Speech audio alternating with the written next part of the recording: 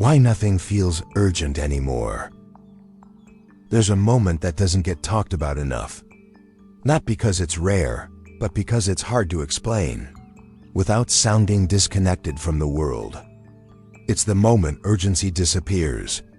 Not motivation, not ambition, urgency. Things still matter.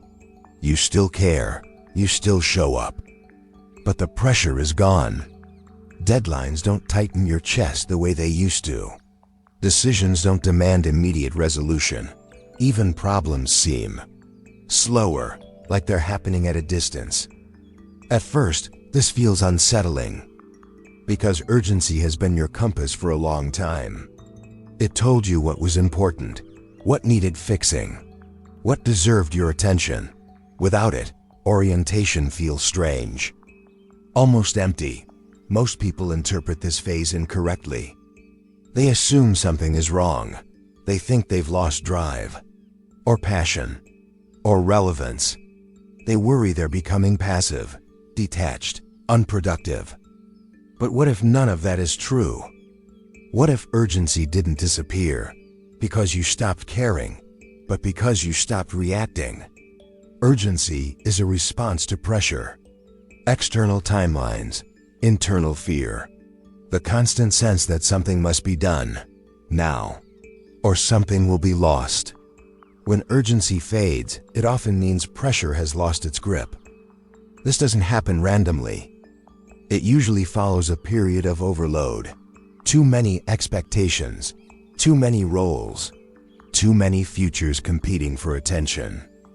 Eventually, something inside you stops accelerating.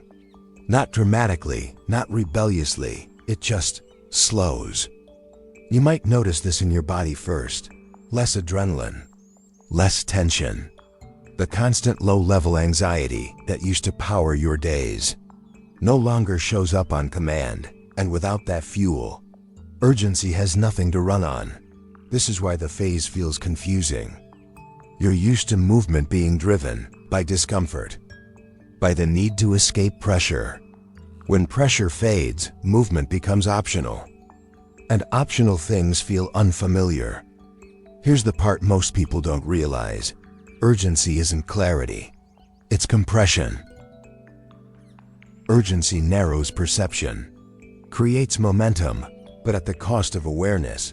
It forces choices quickly to reduce uncertainty. When urgency disappears, awareness returns. And awareness is slower. This slowness isn't laziness. It's unfiltered perception.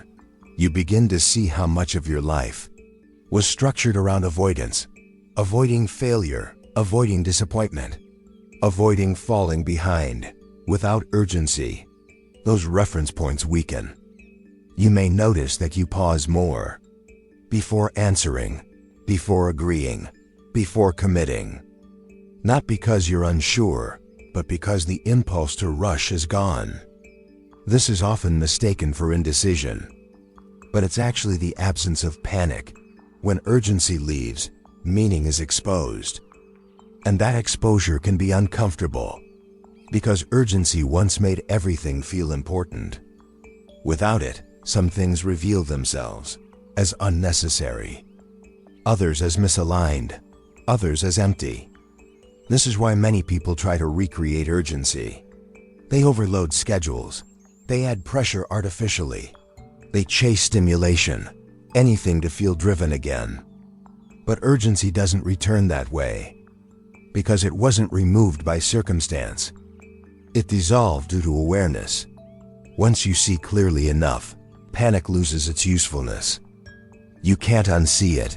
This phase often coincides with a strange relationship to time. Days feel wider, moments stretch. Not because there's more time, but because attention isn't being pulled forward constantly. You're no longer living 5 steps ahead. You're closer to where you are, and paradoxically, that makes the future feel less demanding. Here's something rarely acknowledged. Urgency belongs to systems, not to presence. Systems need urgency to function. Deadlines, metrics, consequences. Presence doesn't. presence moves, when movement is necessary. Not when it's demanded. When urgency fades, you start to feel misaligned, with environments built on pressure.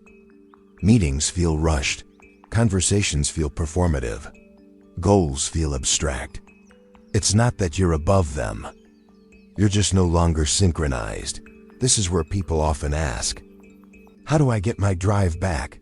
But that question assumes that urgency was the right fuel. What if it wasn't? What if it was just the loudest one?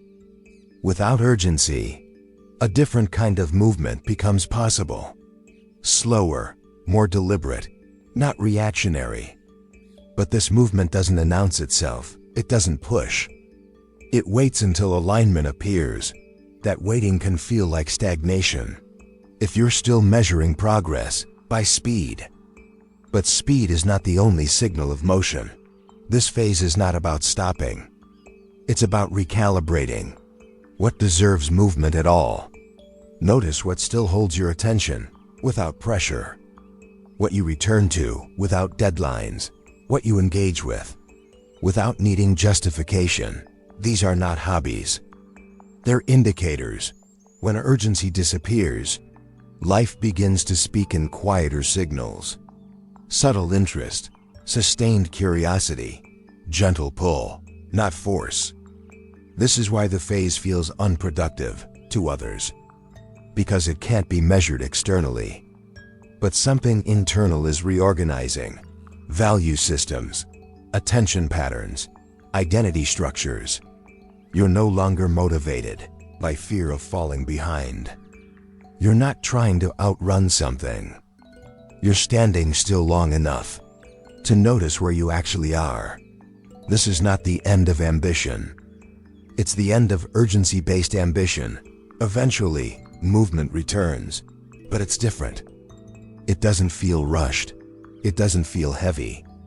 It doesn't demand proof. It feels quiet, inevitable.